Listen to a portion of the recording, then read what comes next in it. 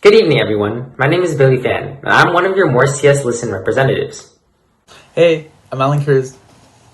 Good evening, my name is Alexis Sulit. Hi, my name is Mika Rosal. I'm Patrick Bonaventura. Hey, I'm Erica Rivera. Hi, my name is Lillian Mendez. Hi, I'm Mark Marrera. We would like to start off by thanking all of you guys for coming today and listening to our presentation. We would also like to thank UCSD for giving us this platform to voice our research and make a change. With that being said, we will move on to the question that we worked on together. How can our community expose computer science to groups that are underrepresented in the field, as well as how do we lower the stigmatizations around the topic? Well, according to a recent 2017 study done by the U.S. Department of Labor, we found that 78% of undergraduates were male. This is true in schools such as UC San Diego, University of Illinois, and University of Southern California. Of these groups, the largest ethnic group is Caucasian, with over 10,000, following by Asians with 3,500. With that information, we conclude that not only people of color are minorities in this field, but women as well. For our research, we conducted a school-wide survey in order to gather information about our community. We are successful and able to collect 748 individual responses to serve as a sample for our target population, Morse. With the data we collected, we're able to conclude that Morse has slightly more female students than we do male. We can also tell from the survey that the largest ethnic group at our campus is Filipinos, who make up about 50%, followed by Hispanics, who only make up 20%. People who identify as white only made up about 10% of our school.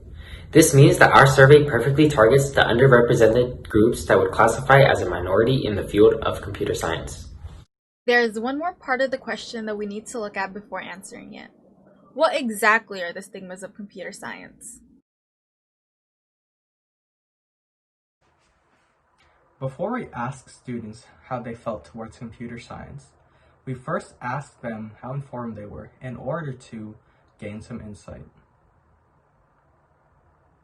To a surprise, we found out that a huge amount of students did not even know there were computer science activities being offered here at Morse. Of the students that were aware, only 57% were able to tell us something they knew about computer science. Based on their responses, we found out that students are not very familiar with computer science or the related activities being offered at this school at all. Moving on, based on the responses on the survey, most people acknowledge the popularity of computer science, and even 90% of our school agree that computer science is not that well known and that there should be more of opportunities offered to us. In fact, Morse only offers 2 computer science courses, which would be AP CSA and AP CS Principles, and only about 15% of our school has actually taken at least one of these courses, and 41% of the students has described these classes as boring, too difficult, or even poorly taught. So, when our survey shows that 90.2% of our students believe that our school should offer more computer science opportunities, specifically a majority of them geared towards coding, we believe that with more effort thrown into communities like ours, we can raise the number of minorities pursuing computer science as a post-educational career. Either due to the lack of information or speaking from their personal experiences, there is a small portion of more students that oppose taking a computer science course. While 40% did not explicitly agree with taking that course and remained impartial, around 8% completely rejected the idea of enrolling for it. On the contrary, an astounding 52% of our school agreed with the idea that all students should have some sort of introductory course to computer science. We might not notice it, but computer science is becoming prevalent as society continues to adapt technology into our lives. Our generation has obviously become very dependent on them, like using our cell phones. Even though we previously stated that 52% of the students agree that there should be an introductory course to computer science, 69% of those students believe that it shouldn't be mandatory to take those courses, and slightly over half believe that programming is not an important skill to have. So what can we take away from all of this information? Right off the bat, we were able to identify that Morse is made up of minorities. This makes us the perfect place to bring change in an effort to create a more inclusive field in computer science. We also learned what particular areas our school could improve on. One of the biggest problems we found is that a disappointing amount of students actually know about the opportunities that we have to offer within our community.